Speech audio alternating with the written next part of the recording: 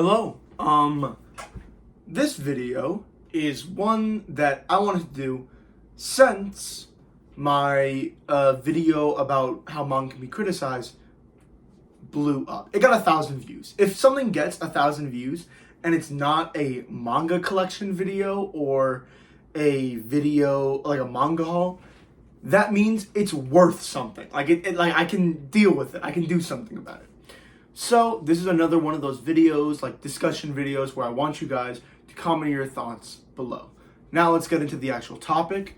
Are women written bad in shonen? I'm just talking specifically in shonen. I'm not going to talk about like shoujo. I haven't read enough shoujo. Seinen, I've read enough seinen, but I don't really think that's like a topic that people care about. Talking specifically shonen. Shonen, mostly Shonen Jump, but whatever. We'll go on the spectrum here. Now, first off, let me clarify. One, I'm obviously a guy. I'm not a woman. I might be a bit ignorant to some things, so that's why I do want to have a kind of conversation with you guys in the comments. I know my entire audience is male, but a conversation with you guys in the comments, just speaking your thoughts about it. And my argument is, women are written well in shonen that are written well. Now, let me clarify here. When people say shonen doesn't have well-written women, and they give me a list of examples, almost all of those series are either 20 years old, which 20 years ago was a different time, especially in Japan, and 2, I don't consider any of the characters there well-written. Let me give you an example. I don't know where it is. It's down there, actually. But Black Clover. A lot of people say in Black Clover, there's not well-written women. There's not well-written women in Black Clover. I would argue nobody in Black Clover I would consider especially well-written. Now, I haven't read a lot of Black Clover. I've read seven volumes of it. There's not really anybody in Black Clover that I can say that guy is a nuanced and complex character, at least of what I've read so far. Now, I have a list of series I want to go through and just share my thoughts about. A lot of people will point at the big three, Naruto, One Piece, and Bleach, and say their women aren't well written. I would argue there's a difference between a character who is used for fan service and a character who's not well written. One Piece is the biggest offender of this, where most women characters in One Piece, characters like Nami, Robin, Vivi, are well written. Nami is probably my favorite Straw Hat. It might be Zoro. Chopper's up there too. Robin is fantastic. Robin is literally known to be one of the saddest backstories in One Piece. But people will say, and when I mean people, I don't mean like the entire One Piece audience, obviously. It's just stuff I hear online. And obviously online is not every single human being who reads One Piece. But, I hear some people saying, oh, One Piece has bad written women because they're sexualized. Now, obviously, having a character sexualized isn't usually a positive thing. But I wouldn't say that just because a character is sexualized doesn't mean they're not well written. I don't really have anything to give you an example of. I mean, I know a lot of people say My Hero Academia has not well written women. I've watched My Hero Academia. I watched the anime. I don't really like any of the characters in My Hero Academia. None of them are clearly likable or clearly anything, or clearly likable or clearly charismatic. I don't really like any of the characters in there. I know, hot take, but I just don't care for any of them. Also, take in mind, all of these manga were written in the 1990s. 1990s is way, in the past. Like the 1990s, I don't even know what was happening in Japan at that time. But those are way in the past. I don't even fault the manga for being like that, it's like reading a book from the 1700s. There's gonna be slavery in the book, and it's gonna be considered a positive thing. You know, I don't know how many people are reading books from the 1700s, but like it's just something you kind of have to deal with. That was the norm at the time. So it's the same with these series from such long ago. Is you kind of just have to accept it. Now let's get into more new series, and this is the problem I have with it when people say characters or like the women aren't written well in shonen. And they'll take series, like I have two main ones, Jujutsu Kaisen, I'm going to talk about this one, and they'll say, oh, Jujutsu Kaisen has well-written women. No, Jujutsu Kaisen has well-written characters, and some of them happen to be women. I hate this, like, thought that you need to have, like, a character needs to, or like a woman character needs to be strong, or a woman character needs to be one of the main characters to be well written. A lot of the characters in Jujutsu Kaisen I would consider well written, whether they're a woman, a man, or whatever the hell they are. Okay? Just because Nobara is a woman does not give her a higher bar of whether she can be well written or not, or a lower bar of whether she can be well written or not. It should just be, is she well written? Yes. Okay, she is a good character. Not, is she a good woman character? And I actually have a smaller series that not a lot of people have read, but it was in Shonen Jump. I think it was, yeah, Shonen Jump. And that's Ayashimon. Ayashimon, fantastically well-written characters, and some of them happen to be women, including this main character on the front. Besides the main character, she was probably my favorite character. I mean, there's like 3 main characters in the story. There was 3 volumes. Like, what can you expect? But they're like this series, a series like Haikyuu, a series like I don't even know, but a series like Haikyuu or a series like Slam Dunk.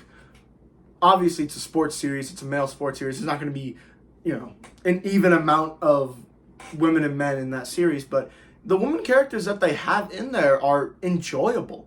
I really love Kyoko. I love Yachi and Haikyuu. Forgot her name, but the manager in Slam Dunk, she's really enjoyable as well, including the girl that Sakuragi has a crush on. She's super enjoyable as well. A lot of these characters who just happen to be women are well written, and these series are praised for it. It's like, I don't know how to explain it. It's like if a series was praised. It's like in America, if you saw a movie and it got praised for having a black character in it. That's cool to have inclusion and stuff, but tell me, is the black character well written? It's the same thing with manga. You can't just tell me this series has a woman character in it, or well written women. Is it a good series? Is every character well written? Like, that can't just be your main selling point. And I think that really does a disservice to Jujutsu Kaisen, and it's really well written, just overall cast of characters. It's just overall likable cast of characters. Just because some of them are women doesn't make it like this, like, it doesn't sell it, if that makes sense. Now, there are a couple series that aren't the exception to the rule. And when I mean a couple, I mean 2, and they're by the same author. Oh yeah, first off, before I get into that, let me talk about My Hero Academia. Because I know people are going to be like, oh, what about My Hero Academia? I don't consider My Hero Academia characters well written. I don't really like any of the characters, so I'm not going to delve. I already said that before, so it doesn't matter. 2 series, and they're by the same author. And that is the author of Bakuman and Death Note, which is over there. Also, wait, I didn't even say Hell's Paradise and Chainsaw Man. Fantastically written characters, and a lot of them happen to be women. I mean, literally, like, Denji's entire, like, motivation, his entire character is being manipulated by these mother figures around him, and the way that he experiences his trauma around these women. Like, that's, and it's fantastically written. Chainsaw Man is fantastic. But it's Bakuman, and the author of Tsugumi Oba, or the artist of Takashi Obata. But Shoha Shoten has some great written women as well, so I don't really consider that. But Bakuman and Death Note, I consider fantastic manga, with, I mean, Light Yagami and L are known to be one of the two best masterminds in manga anime, period, you know? But there is definitely an exception to the rule. And it is where you consider, okay, some of the authors or artists might be a little bit sexist when it comes to their stories. This is the only series that I have read that I consider this to be true. Bakuman and Death Note. Those are the only two series of all the manga that I've read to be true. If you don't know, in Bakuman, it's basically about these two guys who make manga. It's a manga about making manga. But there's like a chapter here.